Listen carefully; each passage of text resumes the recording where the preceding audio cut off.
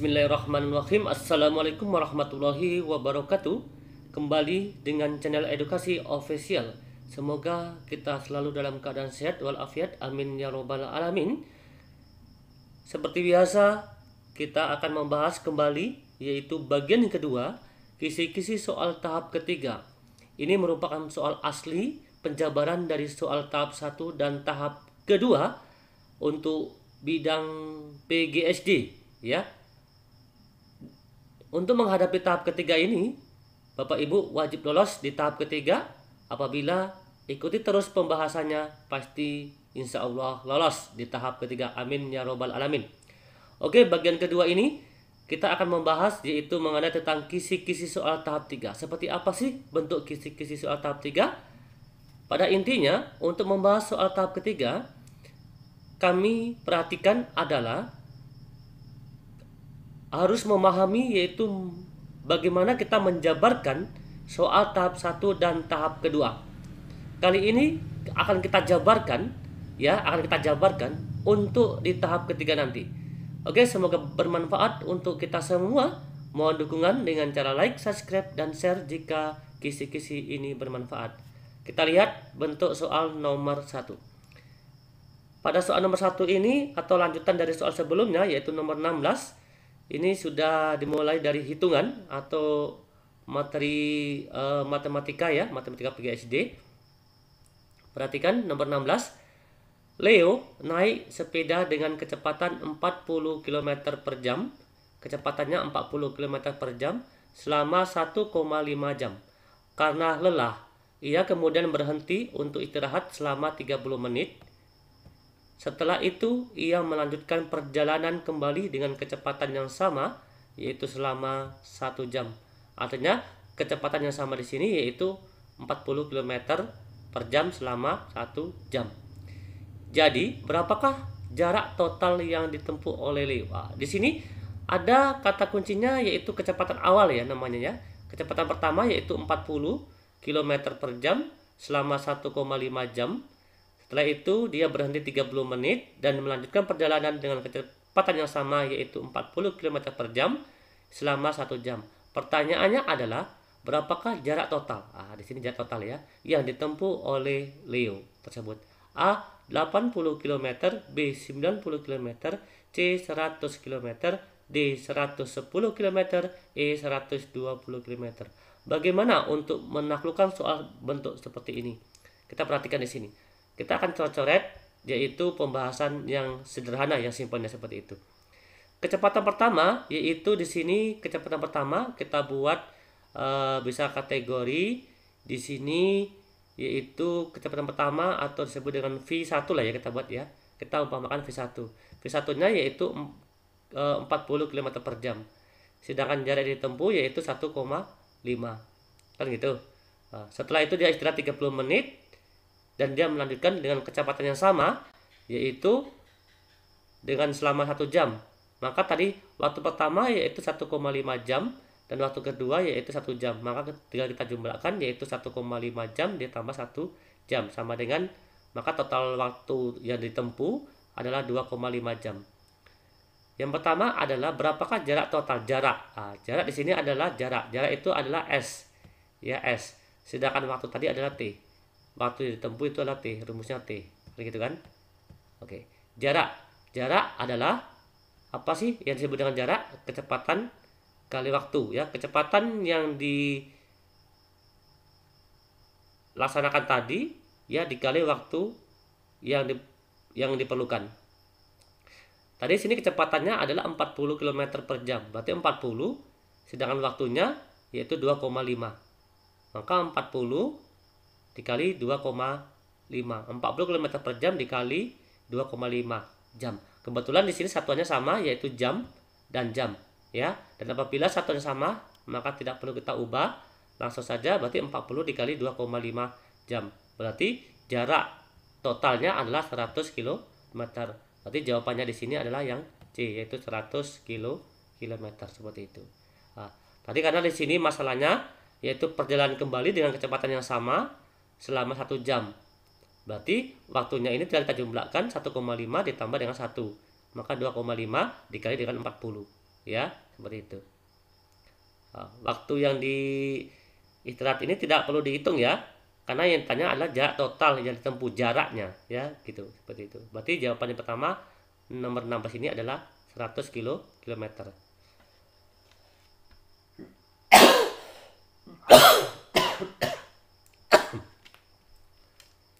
Kita lanjut nomor 2. Nomor 2 ini atau nomor 17 itu hampir sama dengan penjabaran soal yang pertama kemarin, yaitu diketahui yaitu 5 kali X tambah 3 dikurang 25 sama dengan 3 kali 4X kurang 1. Nilai dari X kurang 1 ya.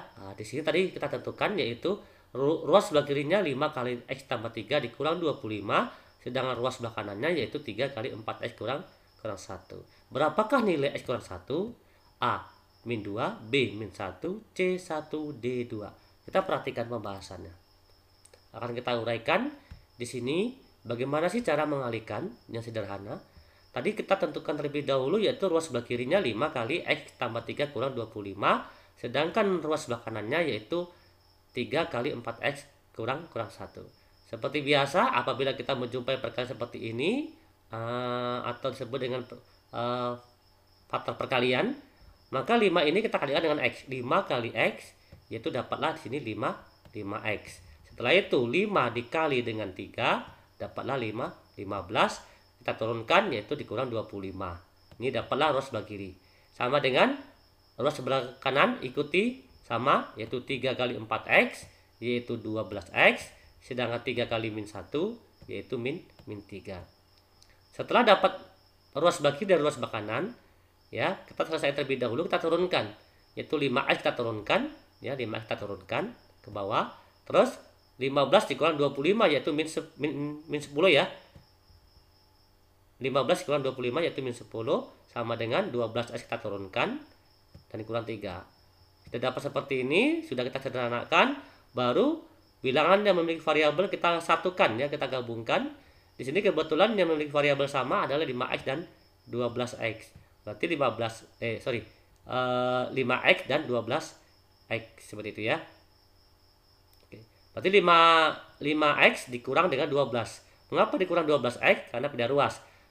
Sebelumnya ruas sebelah kanan 12X ini positif karena dia pindah ruas ke sebelah kiri menjadi negatif. Begitu pula yaitu 10 ya. Karena di sini min 10 menjadi positif 10 dikurang 3. Berarti 5X dikurang 12X yaitu min 7X. Ruas sebelah kiri 10 dikurang 3 sama dengan 7. X sama dengan 7 dibagi min 7, X sama dengan min 1. Ini dapat nilai X. Apakah sudah selesai? Belum. Pertanyaannya adalah X kurang 1. Berarti yang ditanyakan nilai dari X kurang 1. X-nya kita masukkan yaitu min 1. Ya, X-nya ini kita masukkan yaitu min 1 dikurang dengan 1. Min 1 dikurang 1 sama dengan min 2. Gitu ya. Atau ini sama juga seperti ini. Ya, kalau seandainya agak bingung, min 1 dikurang 1 sama dengan min 2 sama seperti ini. Min 1 ya ditambah yaitu min, karena dua tanda yang berbeda kita pisah dengan tanda kurung, min 1. Seperti ini bentuknya. Berarti sama dengan min 1 ini kita tulis seperti kembali ke sebelah kiri yaitu min 1. Di sini positif kali negatif ya. Dua tanda yang berbeda akan menghasilkan negatif, maka dikurang dengan 1. Dapatlah di sini yaitu sama dengan min 2. Berarti jawabannya adalah yang A. Oke ya. Cukup jelas. Nomor 18. Pancasila sebagai dasar negara diibaratkan sebagai peneduh bangsa Indonesia. Ya, kata kuncinya yaitu sebagai peneduh bangsa Indonesia untuk berlindung dan merasa aman. Berdasarkan pernyataan di atas, termasuk salah satu arti lambang Pancasila yang berbunyi. Di sini kata kuncinya tadi adalah sebagai peneduh bangsa Indonesia untuk berlindung merasa aman. Ya, termasuk salah satu arti lambang Pancasila. Jadi kita harus mengetahui lambang ya Pancasila dan maknanya apa gitu ya. Nah, ini yang perlu kita jabarkan seperti ini. Oke, jadi untuk soal tahap ketiga itu nanti bisa sebagai penduduk bangsa Indonesia ya untuk berlindung dan merasa aman berdasarkan pernyataan di atas, termasuk salah satu arti lambang Pancasila yang berbunyi A. Ketuhanan yang Maha Esa, B. Kemanusiaan yang adil dan beradab, C. Persatuan Indonesia, D. Kerakyatan yang dipimpin oleh hikmat kebijaksanaan dalam permusyawaratan perwakilan, E. Keadilan sosial bagi seluruh rakyat Indonesia. Kita harus memahami satu persatu ya, terlebih dahulu. Ketuhanan yang Maha Esa, apa lambangnya? Ketuhanan yang Maha Esa lambangnya adalah apa? Ketuhanan yang Maha Esa lambangnya bintang. Kemanusiaan yang adil dan beradab lambangnya rantai. 3. Persatuan Indonesia lambangnya pohon beringin. 4. Kerakyatan yang dipimpin oleh hikmat kebijaksanaan dalam permusyawaratan perwakilan lambangnya banteng. 5. Keadilan sosial bagi seluruh Indonesia lambangnya padi dan kapas. Seperti itu ya. Kita perhatikan di sini jawabannya C. Kita buktikan apakah betul sebagai penduduk bangsa Indonesia untuk berlindung dan merasa aman. Apakah betul ini merupakan arti lambang Pancasila yang berbunyi Persatuan Indonesia? Kan bunyi silanya adalah Persatuan Indonesia. Lambangnya apa? Kita perhatikan sila ketiga yaitu Persatuan Indonesia menempatkan persatuan bangsa Indonesia yaitu asas Bhinneka Tunggal Ika di atas kepentingan pribadi dan golongan. Menempatkan persatuan bangsa sebagai tadi sih ya itu menempatkan sebagai penduduk bangsa untuk berlindung kan persatuan Indonesia. Berarti jawabannya yang tepat untuk nomor 18 ini adalah C yaitu Persatuan Indonesia. Lambangnya adalah sila ketiga yaitu lambangnya pohon beringin. Berikutnya nomor 19. Cara menanggulangi tikus dengan simbiosis atau simbiosis yang ramah lingkungan adalah simbiosis. A. Ya, memasang racun tikus di setiap lubang tikus. Racun. Apakah ini simbiosis? Bukan ya. Ramah lingkungan? Tidak. B. Membuat perangkap tikus. Bisa jadi. C. Memasang rumah burung hantu di area persawahan. Bisa jadi. D. Memelihara ular pemangsa tikus. Ya. Maka jawaban yang benar adalah yang C, yaitu memasang rumah burung hantu di area persawahan yang ramah lingkungan ya. Maka jawabannya betul nomor 19 ini adalah C. Memasang rumah burung hantu di area persawahan. Nomor 20. Kewenangan mengadili pada tingkat pertama dan terakhir yang putusannya bersifat final ya dalam memutuskan pembubaran partai politik dilaksanakan oleh A. Pengadilan Negeri, B. Pengadilan Tinggi, C. Komisi Yudisial, D. Mahkamah Agung, E. Mahkamah Konstitusi. Kita harus mengetahui ya fungsi dari masing-masing pengadilan negeri, pengadilan tinggi, komisi yudisial, Mahkamah Agung dan Mahkamah Konstitusi. Di sini kata kuncinya adalah tingkat pertama dan terakhir yang putusannya bersifat final, yaitu pembubaran partai politik. Pada kata kuncinya adalah pembubaran partai politik. Kita perhatikan masing-masing fungsi dan kewenangan. Yang pertama Mahkamah Agung, kita bahas satu persatu ya. Fungsi dari Mahkamah Agung adalah kekuasaan kehakiman. Ya. Itu fungsinya. Sedangkan Komisi Yudisial fungsinya pengawasan. Kalau MA itu kekuasaan, sedangkan KY Komisi Yudisial pengawasan ya, sedangkan MK yaitu kekuasaan. Itu kata kuncinya, kekuasaan kehakiman ya. Jadi Mahkamah Agung fungsinya sama dengan Mahkamah Konstitusi ya di sini. Ini kita lihat dari fungsi. Berikutnya kita lihat dari kewenangan. Ya, kewenangannya. Untuk Mahkamah Agung kewenangannya 1. Mengadili pada tingkat kasasi. 2. Menguji peraturan perundang-undangan di bawah undang-undang. 3. Mempunyai kewenangan lain yaitu memutus pemberhentian. Itu Mahkamah Agung, ya. Berikutnya kewenangan Komisi Yudisial. 1. Merekrut calon hakim. 2. Menjaga dan menegakkan pelaksana kode etik. Ini Komisi Yudisial. Sedangkan Mahkamah Konstitusi kewenangannya adalah menguji undang-undang terhadap Undang-Undang Dasar 1945. Kedua, memutus sengketa kewenangan lembaga negara. Ketiga, memutus pembubaran partai politik. Keempat, memutus perselisihan hasil pemilu. Nah, di sini tadi ada kata kuncinya yaitu pembubaran partai politik di sini ya. Berarti itu kewenangan dari Mahkamah Konstitusi. Memutus pembubaran partai politik. Berarti jawabannya adalah Mahkamah Konstitusi. Berarti jawabannya adalah yang E. Oke. Untuk kali ini yang pertanyaannya adalah pembubaran partai politik.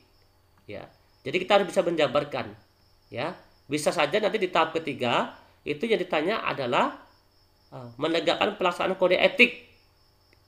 Itu dilaksanakan oleh maka jawabannya adalah Komisi Yudisial. Makanya di channel ini kita kembangkan ya supaya Bapak Ibu lebih mudah memahami untuk menghadapi ujian di tahap ketiga. Nomor 20 berarti jawabannya adalah yang E, Mahkamah Konstitusi. Karena Mahkamah Konstitusi kewenangannya salah satunya adalah memutus pembubaran partai politik. Ya. Nomor 21. Daftar nilai siswa kelas 6 adalah sebagai berikut. 90, 91, 98, 88, 84, 87, 92, 94, 92, 90. Berdasarkan data tersebut, min nilai siswa kelas 6 adalah min. Kita harus mengetahui terlebih dahulu min itu apa sih? Min itu adalah rata-rata. Bagaimana untuk mencari rata-rata? Nah, kita jumlahkanlah nilai keseluruhan 90, 91, 98, 88, 84, 87, 92, 94 sampai ke 92, 90. Kita totalkan dibagi berapa banyak siswa atau nilai tersebut. A 90,2, B 92, C 90,4, D 90,6, E 91. Kita perhatikan pembahasan di sini. Mian itu adalah rata-rata. Rumus rata-rata adalah total nilai. Total nilai tadi yang 90 sampai ke 92 kita jumlahkan semua bagi banyak data. Nah, setelah dijumlahkan itu total nilainya adalah 906. Ya, dari 90 ditambah 91 sampai ke 90 ini ya. Oke. Dibagi 10. 10 ini adalah banyaknya data. Banyak data atau banyak nilai. Kita hitung apa betul 10? 1, 2, ya tata 1, 2, 3, ya 4, 5, 6, 7, 8, 9, 10. Berarti betul ya?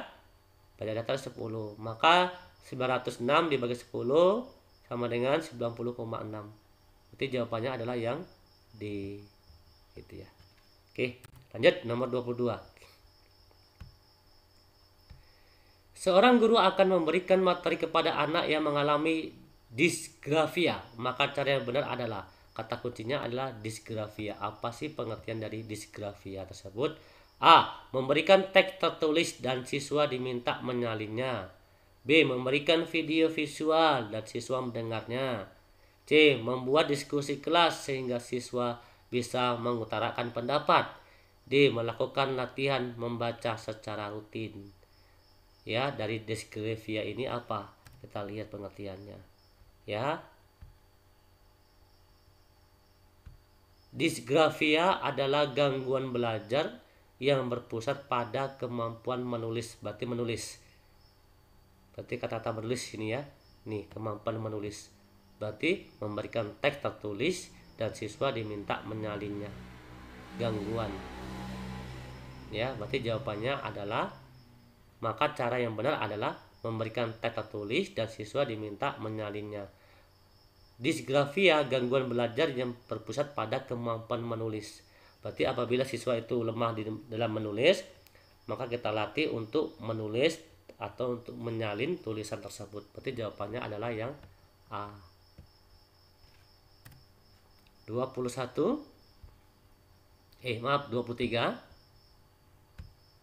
Oke.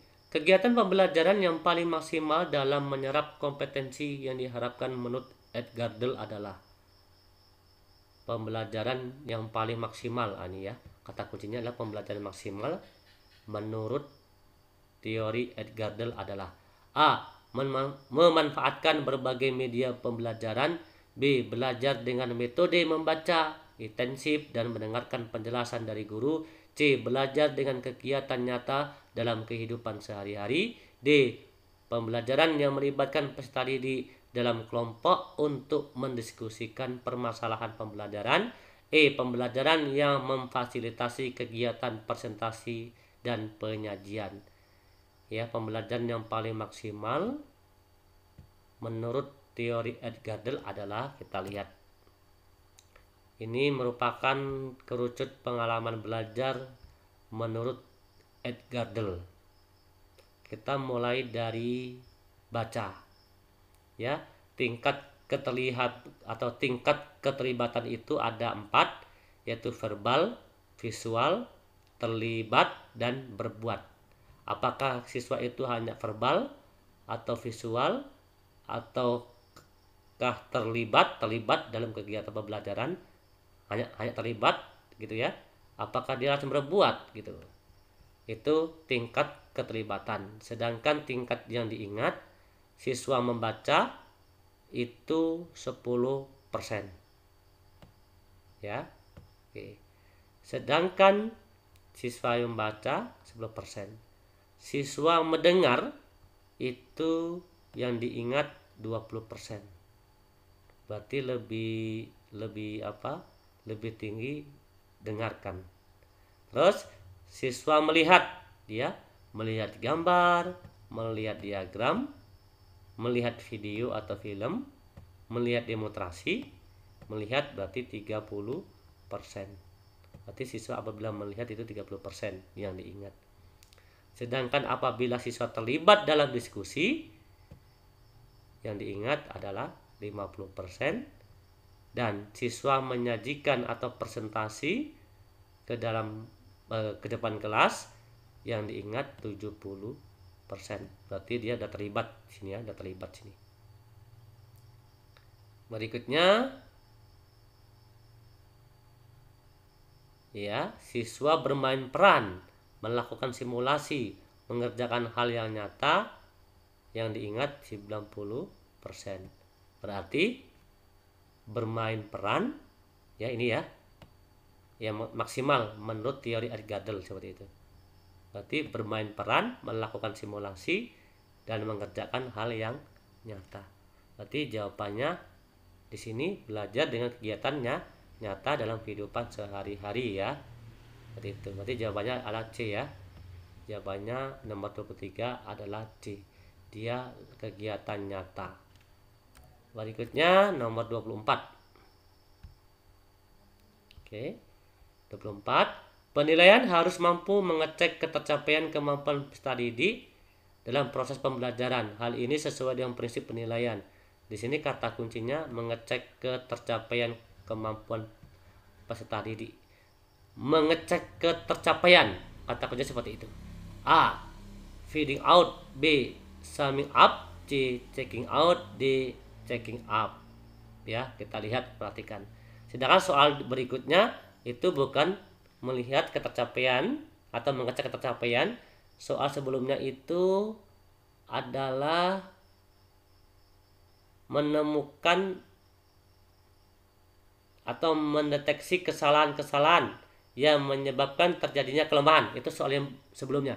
Soal yang kali ini adalah kata kuncinya mengecek ketercapaian. Kita perhatikan satu persatu. Ya, pengertian dari camping track ya. Kita buat ini, mana camping track? Oh, kebetulan sini ada camping track ya. Camping track itu apabila ada nanti di opsinya, camping track itu harus mampu menelusuri dan melacak kemajuan ya. Kalau sini kan ketercapaian, kemampuan siswa dengan rencana pembelajaran yang telah ditetapkan. Itu camping track itu menelusuri dan melacak. Sedangkan checking up yaitu mengecek ketercapaian. Nah, di sini kan mengecek ketercapaian ya. Mana nih checking up? Oke. Terus feeding out yaitu mampu mencari atau menemukan, mendeteksi kesalahan itu kata kuncinya. Sedangkan summing up yaitu menyimpulkan. Kita ulang lagi, camping track itu mampu menelusuri dan melacak kemajuan. Menelusuri dan melacak kemajuan itu disebut dengan camping track. Sedangkan checking up yaitu mengecek ketercapaian. Checking up mengecek ketercapaian. Feeding out mencari dan menemukan serta mendeteksi kesalahan yang menyebabkan terjadi kelemahan ya. Sedangkan summing up yaitu menyimpulkan. Di sini kata kunci tadi yaitu mengecek ketercapaian. Berarti jawab betul adalah checking up. Sini ya, checking up, mengecek ketercapaian. Berarti ini jawabannya. Berarti jawabannya adalah yang di checking up gitu ya. Berikutnya nomor 25. Kegiatan pembelajaran yang diawali dengan pemberian rangsangan ya atau stimulus, mengidentifikasi masalah, melakukan pengumpulan data dan mengolah data sehingga mampu memberikan pembuktian dan menarik kesimpulan sesuai dengan mode pembelajaran. A. Problem based learning, B. Inquiry learning, C. Discovery learning, D. Integrate learning, E. Project based learning. Ya, di sini memberikan rangsangan atau stimulus yaitu mengidentifikasi masalah, mengumpulkan data, mengolah, memberikan buktian, menarik kesimpulan. Kita perhatikan, ini merupakan mode pembelajaran. Kita perhatikan langkah-langkah kerja model discovery learning dalam pembelajaran. 1. Pemberi rangsangan. Oke, ada. 1 ada, sini ada. Oke. Setelah itu problem statement atau pernyataan atau mengidentifikasi masalah.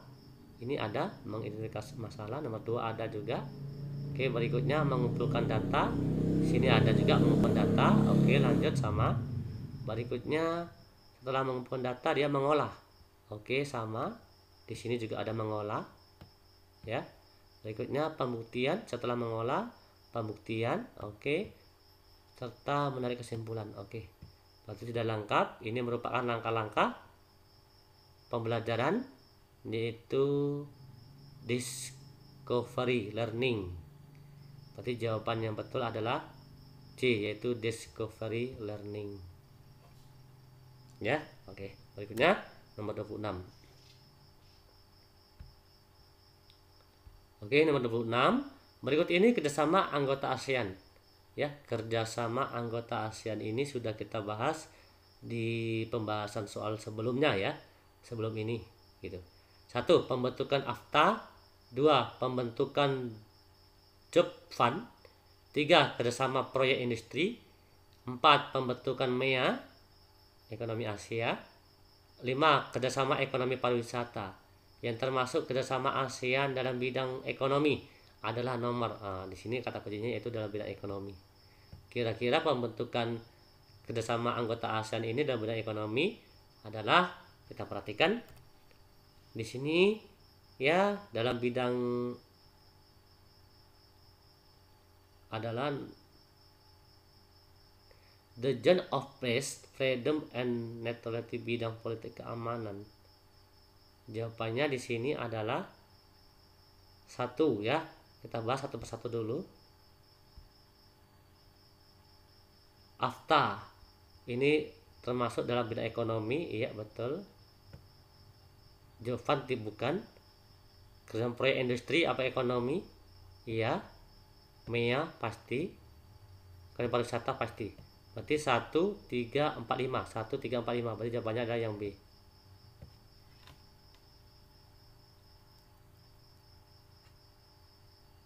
Oke ya. Berikutnya nomor 27.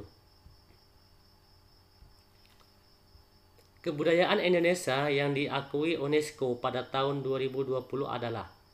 Ingat sini, kebudayaan Indonesia yang diakui UNESCO pada tahun 2020 adalah A. Angklung, B. Wayang kulit, C. Batik, D. Pencak silat, E. Pantun. Kita perhatikan. Di sini pembahasan pertanyaannya atau kata kuncinya adalah kebudayaan Indonesia yang diakui UNESCO pada tahun 2020. Ingat, wayang kulit itu diakui pada tahun 2023. Ini wayang kulit. Batik diakui pada tahun 2009. Angklung tahun 2010. Pencak silat tahun 2019. Pantun tahun 2020. Artinya berarti pantun ini baru saja kemarin ya diakui oleh UNESCO. Sedangkan pertanyaannya adalah suatu kebudayaan Indonesia yang diakui UNESCO pada tahun 2020 adalah E. Pantun. Kali ini yang ditanya adalah pada tahun 2020. Ya, nanti bisa aja di tahap ketiga soal yang keluar yaitu pada tahun 2003. Berarti pada tahun 2003 berarti kebudayaannya yang diakui UNESCO adalah wayang kulit. Sekali lagi, ini perlu dipahami ya. Wayang kulit tahun 2003, batik 2009, angklung 2010, pencak silat 2019, pantun 2020. Artinya pencak silat dan pantun ini barulah diakui UNESCO 2 tahun yang lalu lah, ibaratnya seperti itu ya. Oke, lanjut nomor 28. Berbagai macam zat berbahaya terkandung di dalam rokok. Zat-zat berbahaya tersebut antara lain tar, nikotin, dan karbon monoksida. Tar, nikotin, dan karbon monoksida dapat menyebabkan berbagai macam penyakit. Penyakit yang ditimbulkan seperti kanker, gangguan pernapasan, dan jantung. Jadi merokok itu sebenarnya merugikan diri kita sendiri. Ide pokok paragraf, kata kuncinya itu ide pokok paragraf. Ide pokok paragraf tersebut adalah apa? Mengenai tentang rokok tadi gitu ya, mengenai tentang tar, nikotin, karbon monoksida seperti itu. Jadi ide pokok paragraf tersebut adalah A. Merokok merugikan diri, B. Nikotin menyebabkan kanker, C. Zat-zat berbahaya dalam rokok, D. Penyebab gangguan pernapasan. Jadi ide pokoknya itu intinya semua ini adalah merokok merugikan dirinya sendiri.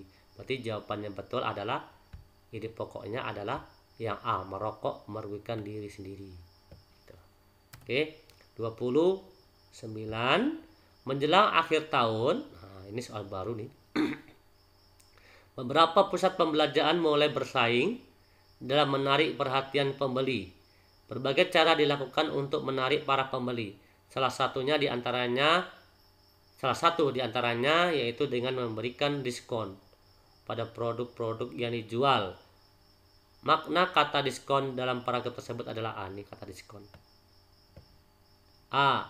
Harga cuma-cuma. B. Harga terjangkau. C. Potongan harga.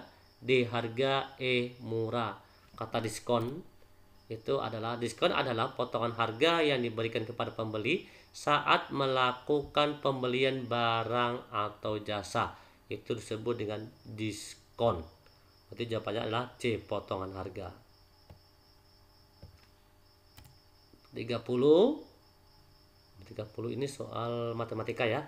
Oke, kita akan coret-coret pada soal matematika ini supaya lebih mudah dipahami.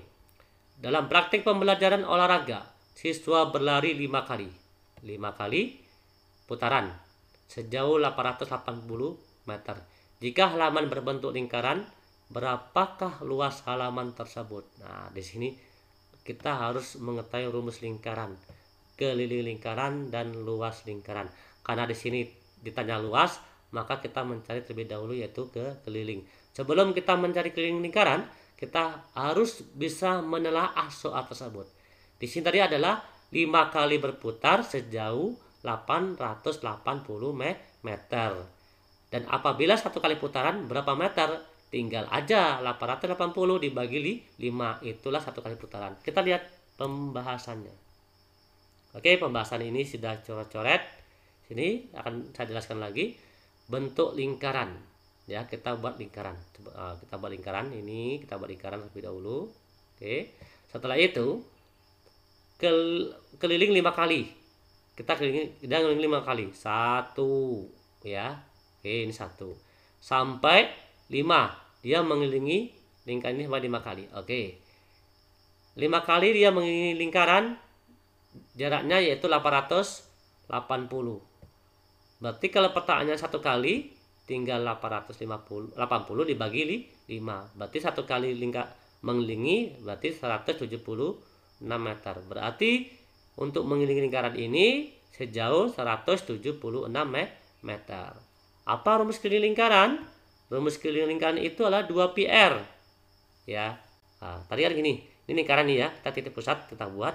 R itu mana? Ini jari-jari. 1. Ini jari-jari kedua sini. 1. Kan 2R ini. Ya. Karena dia lingkaran pi. Maka rumus keliling lingkaran adalah 2πr. Berapa keliling tadi rumusnya? Berapa kelilingnya tadi? 176 meter. Berarti kita buat 176. 2 kita turunkan, pi-nya adalah kita buat 22/7. Ya, dikali R. Maka 176 sama dengan 2 kali 22/7 kali R. Tinggal 7 ini kita kalikan dengan 176. Berarti 176 dikali 7 sama dengan 2 dikali 22 kali R. Setelah itu, atau kita buat bisa juga seperti ini, 176 dikali 7 ya dibagi 2 kali 22 R. Atau kita buat seperti ini. Kita bisa buat seperti ini. 176 ya dikali 7 sama dengan 2 kali 22 berarti 44. Berarti 44R. Ya enggak? Kan gitu.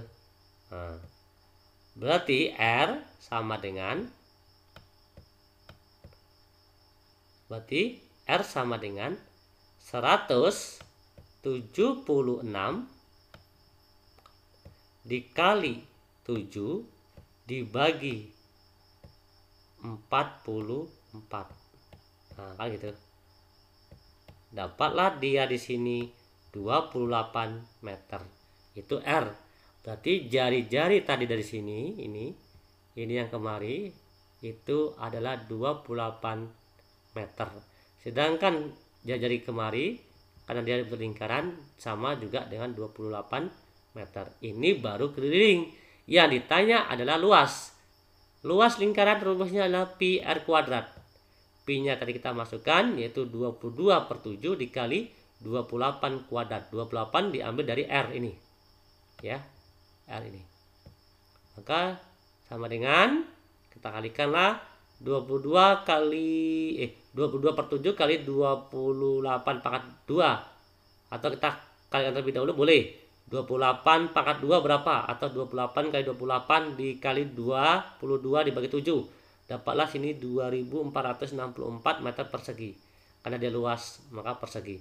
Maka jawabannya adalah 2464 tadi. 2464. Berarti jawabannya adalah yang C. Oke ya. Berarti sudah ini masih kategori dasar ini sebenarnya matematika SD ini ya.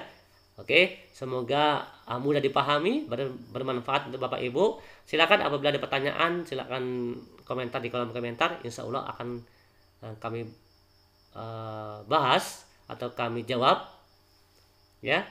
Sekali lagi kami ucapkan banyak terima kasih atas kunjungan dan terima kasih sebelumnya atas dukungan selama ini.